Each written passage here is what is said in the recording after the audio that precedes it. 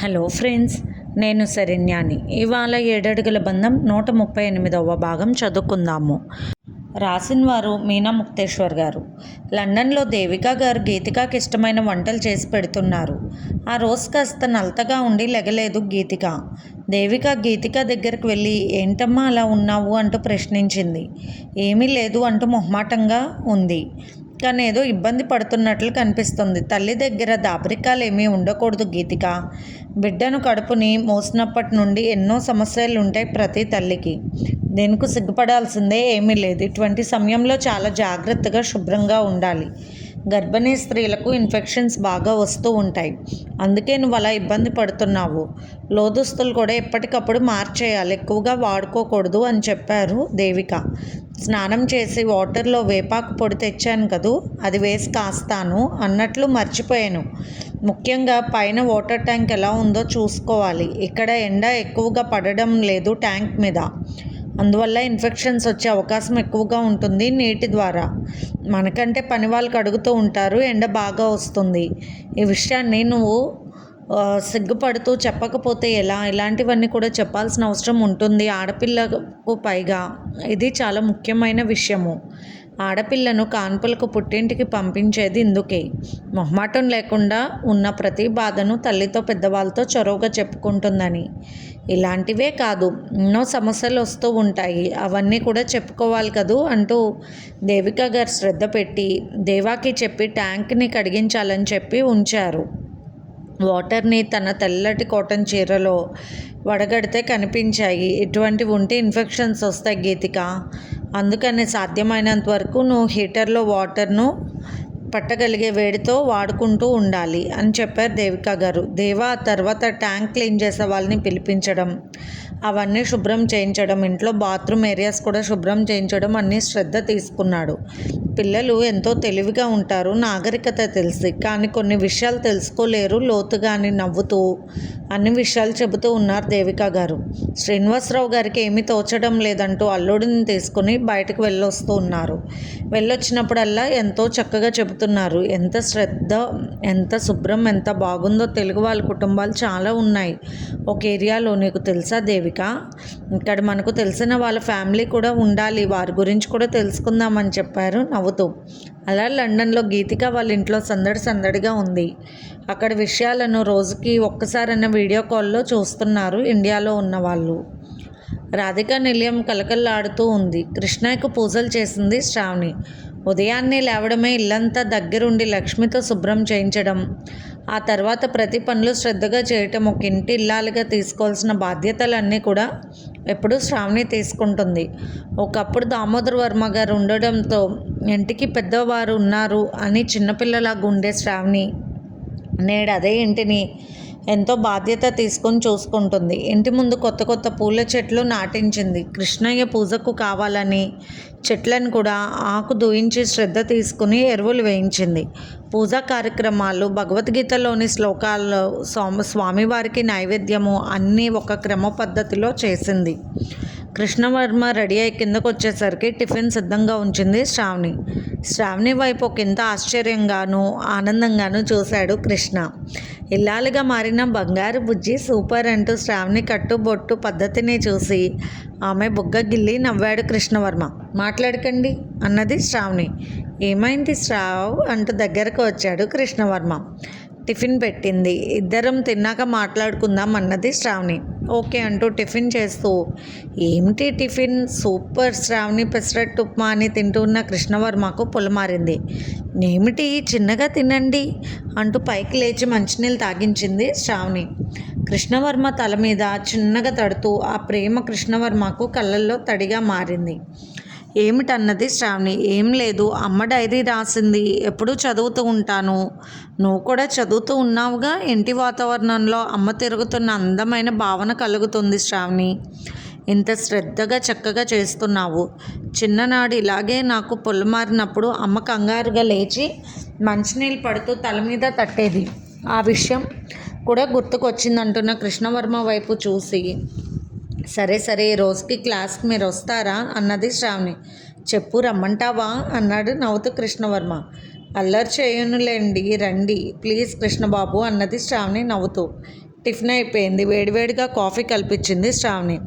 రాత్రి నేను చూశాను, మీరు మళ్ళీ ఎందుకని లేచి కాస్త డ్రింక్ చేశారు అన్నది కోపంగా శ్రావణి. ఏమిటో టేస్ట్గా అనిపించి తాగాలనిపించింది, పైగా నిద్ర రాలేదు అందుకే అన్నాడు కృష్ణవర్మ. నాకెందుకు అది మీరు తాగడం నచ్చలేదండి. ప్రస్తుతం మీ పరిస్థితి జ్వరం వచ్చి వీక్గా ఉన్నారు, ఇటువంటప్పుడు కూడా మీరు ఎందుకు తీసుకున్నారన్నది శ్రావణి. అబ్బే అదేమీ లేదు, వద్దు అనుకుంటే దాని జోలికి నేను ఎందుకు వెళ్తాను అంటూ నవ్వేశాడు కృష్ణవర్మ. కృష్ణవర్మకు హాస్పిటల్ నుండి ఫోన్ వచ్చింది. అదేమిటి, ఎవరు చెప్పింది అలా అన్నాడు కృష్ణవర్మ. అవతల ఏం మాట్లాడుతున్నారో కృష్ణవర్మ ముఖం మారిపోతూ ఉంది. ఏమైందండి అంటూ ఉంది శ్రావణి నేను ఇప్పుడే వస్తానంటూ హడావుడిగా బయలుదేరాడు కృష్ణవర్మ. ఏం జరిగింది అంటున్న శ్రావణి మాట వినిపించుకోలేదు. ఏదో జరిగింది, కృష్ణవర్మ ముఖం ఎప్పుడూ అలా లేదు అనుకుంది శ్రావణి. హాస్పిటల్ దగ్గరకు వచ్చాడు కృష్ణవర్మ. హాస్పిటల్ ముందు కొందరు వ్యక్తులు గోల్ చేస్తూ ఉన్నారు. అడుగు డాక్టర్ వచ్చాడు, అసలు ఏమిటి నాటకం అంటూ ఒకడు కృష్ణవర్మ మీదకు వచ్చాడు. ఏం మాట్లాడుతున్నారేమిటి అన్నాడు కాస్త గట్టిగా కృష్ణవర్మ. వారం కిందట మీ హాస్పిటల్లో ఒక పేషెంట్ చేరింది కదూ, అదే నీలవేణి అన్నాడు ఆ వ్యక్తి. అవును, సూసైడ్ కేసు అన్నాడు కృష్ణవర్మ. మాట అర్థం కాకుండా నలుగురు 4 రకాలుగా మాట్లాడుతుంటే కృష్ణవర్మకు జరిగేదేమిటో అసలు అర్థం కాలేదు. ఏమిట్రా వేణు అన్నాడు. ఏమో సార్, ఇష్టం వచ్చినట్టు మాట్లాడుతున్నారు. ఇద్దరు కృష్ణవర్మ పక్కకు వెళ్ళాడు. అసలు జరిగిందేమిటో మనకు తెలియదు, ఏమీ తెలియకుండానే మాట్లాడుతున్నారా? నువ్వు నీ డాక్టర్ అంటూ ఒకడు వేణుని కొట్టడానికి వచ్చాడు. అందులో ఒకడు, చూడండి కూర్చోండి, మీరేం చెప్పాలనుకుంటున్నారో చెప్పండి అంటూ అప్పుడే వచ్చిన రవివర్మ అన్నాడు కోపంగా.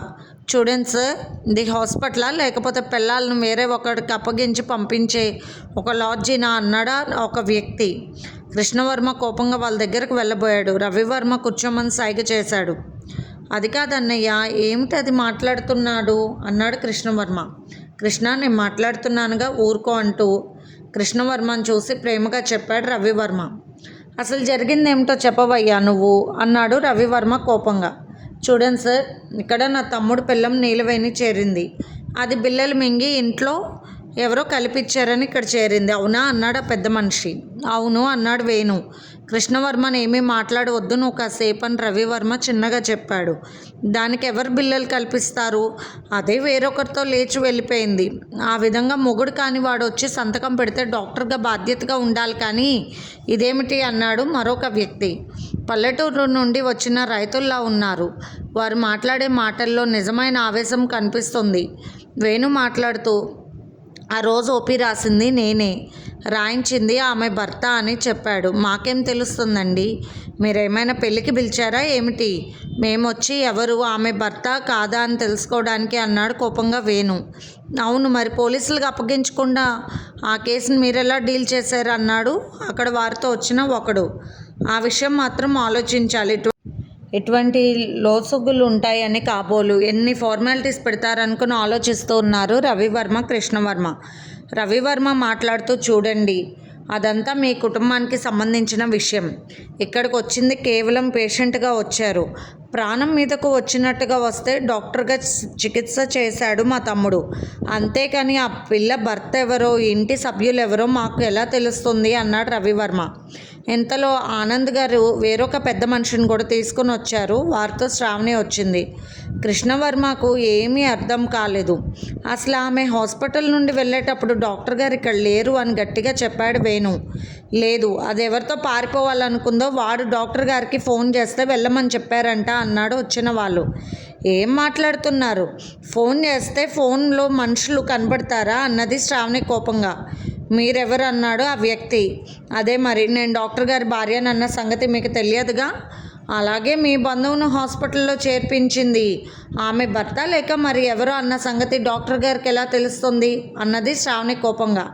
ఇదంతా ఏమిటి అసలు అనుకున్నాడు కృష్ణవర్మ. అసలు జరిగింది ఏమిటి అన్నాడు ఆనంద్ గట్టిగా. అది కాదండి, ఇది బిల్లలు మింగాను అని నాటకమాడి హాస్పిటల్లో రాత్రికి రాత్రి ఇక్కడికి వచ్చి చేరింది, అది కూడా దాని రంకు మొగుడితో. అది అసలు బిల్లలు మింగలేదు, ఇంట్లో ఎవరో ఏదో చేశారని నాటకం ఆడిందంటున్న వ్యక్తి మాటలకు ఆనంద్ గారు అయితే మరి మీ తమ్ముడు ఏం చేస్తున్నాడు? ఇంత గొడవ జరుగుతుంది, ఇక్కడ ఏం చేస్తున్నాడు మరి అన్నారు కోపంగా. అసలు వాడు ఎక్కడున్నాడండి? వేరే రాష్ట్రంలో కూలి పని చేయడానికి పోయిండు, దాన్ని డబ్బు పిచ్చి మూలంగా అన్నారు ఆ పెద్ద మనుషులు. అబ్బో, ఇదేదో పెద్ద కేసులాగా ఉంది అనుకున్నారు అక్కడ పెద్దలు. ఇంతలో కృష్ణవర్మ ఫ్రెండ్ భాస్కర్ వచ్చాడు. ఇన్స్పెక్టర్ భాస్కర్, ఏమిటి అనవసరమైన న్యూసెన్స్ చేస్తున్నారు అంటూ కోపంగా మాట్లాడాడు భాస్కర్. పెద్ద మనుషులు వెంట పెట్టుకొచ్చిన లాయర్ మాట్లాడుతూ, అసలు అటువంటి సూసైడ్ వ్యక్తిని జాయిన్ చేసుకునేటప్పుడు పోలీసులకు తెలియజేసి ఆ తర్వాత కదా వైద్యం మొదలు పెట్టాలి అన్నాడు ఆ లాయర్ అందుకు సాక్ష్యంగా. మీ దగ్గర ఏవైనా పత్రాలు ఉంటే చూపించండి ఇన్స్పెక్టర్ అన్నాడు ఆ లాయర్. చచ్చేలాగా ఉంటే వాడెవడో వచ్చేదాకా ఎలా బతుకుతారు అనుకుంటారు డాక్టర్లు, అది వారి వృత్తి ధర్మం. ఆ పాప భీతితోనే వైద్యం మొదలు పెడతారన్నాడు రవివర్మ కోపంగా. కృష్ణవర్మకు ఒళ్ళు వేడిగా అనిపించింది. వెంటనే పక్కకు వెళ్ళాడు. వామిటింగ్ అయిపోయింది. అలాగే కూర్చుంటే శ్రావణి కంగారుగా అక్కడికి వెళ్ళి కృష్ణవర్మ చేతిని పట్టుకుంది. ఏమైంది అంటూ కళ్ళ నీళ్ళు పెట్టుకుంది. ఏమిటో శ్రావణి, ఆహారం ఏమీ అరగలేదు, ఒక్కసారి వాంతి అయింది, మళ్ళీ అయిందంటూ మాట్లాడలేక కూర్చుండిపోయాడు కృష్ణవర్మ. అందుకే రవివర్మ గమనించాడు ఆ విషయాన్ని. మీ మరదలు ఎప్పుడు పారిపోయిందని ప్రశ్నించాడు రవివర్మ. చెప్పాడు ఆ వ్యక్తి. ఆ సమయంలో మా తమ్ముడు హాస్పిటల్కి అసలు రాలేదు, ఆయనకు ఆరోగ్యం బాగోక మా ఇంట్లో ఉన్నారని చెప్పాడు రవివర్మ. ఏదో జరిగింది, అసలు ఈ కేసు నా మీదకి ఎందుకు మళ్ళింది, ఇంతలో ఏదో ఉంది ఇందులో అనుకుంటూ ఆలోచించలేక అలాగే ఒక పక్కగా కూర్చుండిపోయాడు కృష్ణవర్మ. శ్రావణి కృష్ణవర్మ దగ్గర కూర్చుంది. కృష్ణవర్మ నీరసంగా ఉండడంతో అలా ఓపిక చేసి కూర్చున్నాడు. అసలు ఏం జరుగుతుంది, ఏమిటి ఇదంతా? ప్రాణాపాయ పరిస్థితుల్లో ఉన్న ఒక అమ్మాయికి వైద్యం చేసిన పాపానికి లేనిపోనివన్నీ విధంగా మాట్లాడుతున్నారు.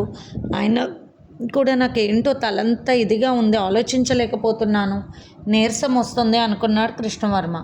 ధరణి హాస్పిటల్కి వచ్చింది, చాలా సీరియస్గా ఉంది. రవివర్మ ధరణికి ఫోన్ చేసి జరిగిన విషయాలన్నీ వినిపించాడు. అందుకే వెంటనే వచ్చింది. అక్కడ లాయర్గా ఉన్న వ్యక్తి వైపు చూసి, ఏమిటి మీ అభియోగం డాక్టర్ కృష్ణవర్మ గారి మీద అంటూ అడిగింది కోపంగా. జరిగింది చెప్పారు. చట్టాలు ఎన్ని ఉన్నా కూడా మానవతా దృష్టి అనేది ఒకటి ఉంటుంది, దాని ప్రకారం మాట్లాడుకోవాలి. ఒక్కొక్కసారి ఒక జంట వెళ్తుంటే యాక్సిడెంట్ అవుతుంది, అలా యాక్సిడెంట్ అయిన అమ్మాయి చావు బతుకుల్లో ఉంటే వెంటనే హాస్పిటల్లో చేర్చాలి అని చుట్టూ వస్తారు. కాస్త ఎక్కువగా సహాయం చేయాలనుకున్న వారు తీసుకొస్తారు, బ్రతికించాలని ప్రయత్నిస్తారా లేదా? మానవత్వం ఉన్నవారు ఎవరైనా అలాగే చేస్తారు. అంతేకాని ఆ అమ్మాయిని తీసుకొచ్చింది భర్త అన్న లేక ప్రియుడా అన్న విషయాలు ప్రాణం పోతున్న సమయంలో ఆలోచించే వ్యవధి ఉండదు కదా. అలా ఎవరో ఒకరి హాస్పిటల్కి తీసుకువస్తేనే కదా వైద్యం చేసింది అన్నది ధరణి. అది కాదు అంటున్న లాయర్ మాటలకు, చూడండి, మీరు అభియోగం మోపిన వ్యక్తి ఎటువంటి వారో తెలుసుకొని మాట్లాడాలి. ఇక్కడ ఈ విజయవాడ నగరంలో దామోదర వర్మ గారి మనవడు కృష్ణవర్మ గారు అంటే తెలియని వారు ఉండరు. వారిది ఎటువంటి కుటుంబం అనేది, ఎటువంటి వంశం అన్న విషయం కూడా మీరు గమనించుకోవాలి. నింద వేసేటప్పుడు అవతల వ్యక్తి ఎటువంటి వారని గమనించుకొని మరీ చేయాలి అని ధరణి మాట్లాడుతున్నప్పుడు హాస్పిటల్లో స్టాఫ్ మొత్తం కూడా వచ్చారు. డాక్టర్ గారు సైలెంట్గా ఉండమన్నారు కాబట్టి మేము ఉన్నాము, లేకపోతే మేముగా ఊరుకోము, మా డాక్టర్ గారిని ఏదైనా అంటే అంటూ పెద్దగా మాట్లాడారు హాస్పిటల్లో స్టాఫ్ అందరూ. ఇక్కడికి వచ్చినప్పుడు ఆ అమ్మాయి పరిస్థితి ఎలా ఉంది, ఆమె జాయిన్ అయినప్పుడు డాక్టర్ గారు లేరు, ఇక్కడ ఓపీ తీసుకుని జాయిన్ చేసింది మేమే అన్నాడు వేణు. అది మా వృత్తి ధర్మం. ఏదైనా ఆపదలో ఉన్నప్పుడు తప్పనిసరిగా ప్రాణాలు పోయే సమయంలో ఆ వ్యక్తికి సరైన వైద్యం చేయాల్సిన అవసరం మాకు ఉంది అన్నాడు వేణు. మీరు ఆ అమ్మాయిని ఇక్కడ చేర్చినప్పుడు సమయం, రోజు అన్నీ కూడా తెలుసుకున్నాను. ఆ రోజున గమనిస్తే టెలిఫోన్లు వర్క్లో లేవు, దాదాపు 7 గంటల సమయం వరకు. అప్పటిదాకా పోలీసులకు విషయం తెలియపరచాలి అని వైద్యం చేయకుండా ఉంటే మనిషి బతుకుతుందా? అప్పుడు మరొక రకంగా మనిషిని పట్టించుకోకుండా చంపేశారని మీరే అంటారుగా. ముందు వైద్యం చేయడమే ముఖ్యమని డాక్టర్ గారు చెప్పడంతో స్పందించారు స్టాఫ్ వాళ్ళు. ఇక్కడ తర్వాతే డాక్టర్ గారు వచ్చారని ధరణి చెప్పింది. అక్కడితో అవతల వాళ్ళు తగ్గారు. ధరణి మాట్లాడే తీరుకి కొంచెం తడబడ్డాడు కొత్తగా ప్రాక్టీస్లోకి వచ్చిన ఆ lawyer. Oh my god, lawyer Dharani గారు, ఆమె గురించి చాలా విన్నాము. ఆమె టేకప్ చేసిన 2-3 కేసులు కూడా చాలా తెలివిగా వాదించారని చెప్పుకుంటారని గుర్తు చేసుకున్న వ్యక్తి వెనక్కి తగ్గాడు. కృష్ణవర్మ తనకు తెలిసిన పోలీస్ డిపార్ట్మెంట్ వారికి ఫోన్ చేసి ముందు ఆ అమ్మాయి ఎక్కడుంది, ఎవరితో వెళ్ళింది అవన్నీ కూడా ఎంక్వైరీ చేయించమని బాధ్యతగా చెప్పాడు. రవివర్మ కూడా తనకు తెలిసిన వాళ్ళ ద్వారా విషయాలు వెంటనే తెలుసుకోమని చెప్పాడు. అక్కడ నిలబడ్డ పెద్ద మనుషులను చూసి, ఇంత పెద్ద మనుషులు హాస్పిటల్ మీదకు వచ్చి డాక్టర్ గారి మీద నిందలు వేస్తున్నారు. ఈ పెద్దరికం అంతా మీ పెంపకంలో సరిగ్గా ఉంటే మీ అమ్మాయి ఆ విధమైన తప్పు చేసేది కాదు. మీ అమ్మాయి మనసులో తప్పుడు ఉద్దేశం ఉన్నప్పుడు హాస్పిటల్ కాదు, మీ ఊర్లో ఉన్నా కూడా ఇదే తప్పు జరిగేది. కానీ మీరు ఇప్పుడు ఇక్కడ ఇలా చేయటానికి కారణం డబ్బు కోసమని అర్థమవుతుంది. ఇటువంటి మనసుతో ఉన్న పెద్దలు పెంచిన పిల్లలు అలా కాక ఎలా తయారవుతారు అంటూ చాలా తీవ్రంగా మాట్లాడింది ధరణి. శ్రావణికి కన్నీళ్ళు వచ్చాయి. ఇంట్లో అల్లరిగా తిరుగుతుంది, ఆకతాయితనంగా ఉంటుంది. కానీ మాట తీరు మాటగా మాట్లాడాలి అంటే రాజశేఖర్ నిలయంలోని ఆడపిల్లల్లో ధరణి తర్వాతే అని అన్న విషయం బాగా తెలుసు. ఎప్పుడైతే దామోదర్ వర్మ గారి మనవుడు అని తెలిసిందో, కృష్ణవర్మ వాళ్ళ పెళ్ళి ఆ హంగామా అన్నీ గుర్తు తెచ్చుకుని అందరూ కూడా వెనక్కి తగ్గారు. కృష్ణవర్మ నీరసంగా ఉంటే రవివర్మ లోపలికి తీసుకెళ్ళాడు. కాంపౌండర్ని పిలిచి వెంటనే బ్లడ్ టెస్ట్ చేయండి అన్నాడు. ఒకసారి బ్లడ్ టెస్ట్ ఎందుకు అన్నాడు కృష్ణవర్మ. తమ్ముడు ఒకసారి బ్లడ్ టెస్ట్ చేయాలి అంటూ అసలు జ్వరం ఏమిటి అని తెలియాలి కదూ, మరీ నీరసంగా కనబడుతున్నావు అన్నాడు రవివర్మ కృష్ణవర్మ వైపు బాధగా చూస్తూ. ఎక్కడికక్కడే కృష్ణవర్మకు సంబంధించిన పెద్ద వాళ్ళు, రవివర్మకు చెందిన వాళ్ళందరూ కూడా కనుక్కోవడంతో ఆ అమ్మాయి అబ్బాయి మంగళగిరిలో ఒక ఇంట్లో ఉన్నట్లు తెలిసింది సమాచారం. ఇప్పుడు పదండి, వెళ్ళి అక్కడ చూపించండి మీ ప్రతాపం. అసలు అలా ఎందుకు వెళ్ళింది, భర్త లేని సమయంలో పనులు ఏమిటని అక్కడే అడగండి. అబ్బాయి అన్నగారు కూడా ఉన్నట్లున్నారు, ఖచ్చితంగా మాట్లాడండి వెళ్ళి. ఆ తర్వాత మీరు ఏ విధంగా మా మీద కేసు పెడతారో అది ఎలా ఎదుర్కోవాలో అన్నీ నాకు తెలుసు అన్నది ధరణి. పెద్ద ఫోజులు ఇస్తూ వచ్చాడు ఈ లాయర్ గారు, ఎందుకు పనికిరాడంటూ పక్కల వాళ్ళు తప్పుకున్నారు. డబ్బుకు ఆశపడి చేసే పనులు వ్యర్థంగా ఉంటాయి.